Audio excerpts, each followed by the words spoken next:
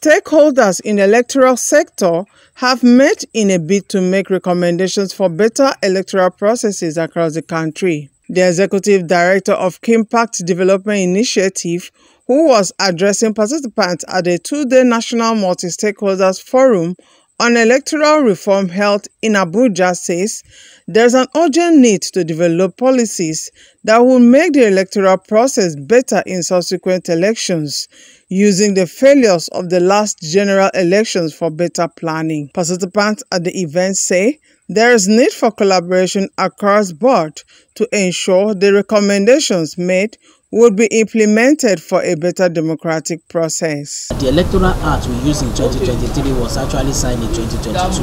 So we don't have enough time to practice it, to use it, and then we move into a general election.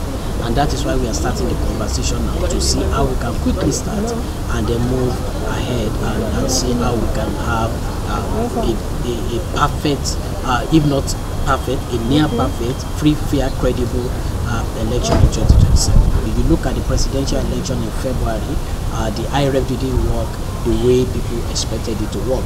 And the young people are actually motivated because they thought in 2023 you saw the disappointment in the young people because anything technology, young people are there. So the first thing they want to see is that how do we use technology to improve our whole process, and that will take us to, do we need to begin to have legislative backing for IREF, for beavers, for all of them.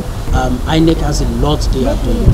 Even in advanced country, their own electoral commission doesn't even have this structure INEC have. INEC is one of the most powerful institutions in this country.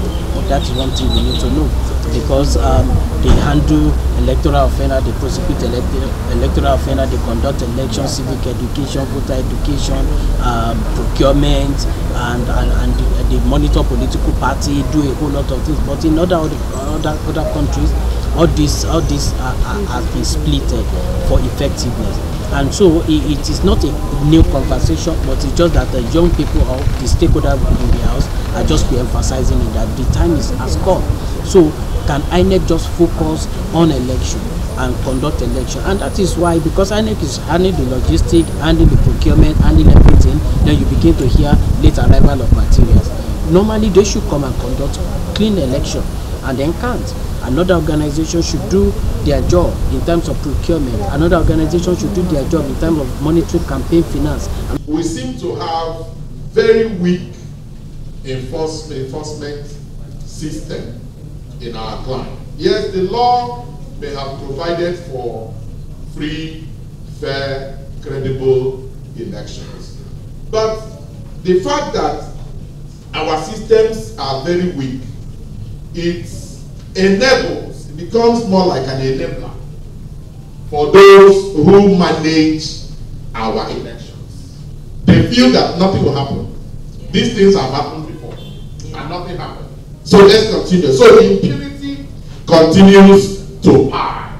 So I want to believe that we are supposed to tighten the noose on enforcement mechanism, so that those who deliberately or flagrant undermine or violate electoral process will know that there are consequences for such actions. So we must have to tighten some of these enforcement mechanisms so that those driving our system, we know that whatever they do now, there will be something waiting for them. A lot of Nigerians were complaining about the fact that they were unable to upload results from this aspect, from this place. You notice that Nigerians automatically decide that vote from that place shouldn't be counted because it has been stated before the election is going to come up. So it's just about the fact that we cannot be using bimodal system of accepting the result. It is not possible. We can't use the bimodal system of taking the result manually and taking the result by electronic transmission. It's either we go by manual that we know it's going to favor us, or we go with the transmission itself. So the law should be straightforward in that aspect and should make it glaring to the Nigerians themselves, so that when they get to the fact that the result is now being announced, so the Nigerians will not have doubt that, oh, this result was electronically transmitted to the RF portal. Because when we get to the RF portal during the election, I noticed something. those people that were uploading from the local area, I was trying to log into their portal. I noticed even at that moment, the result was not reflecting.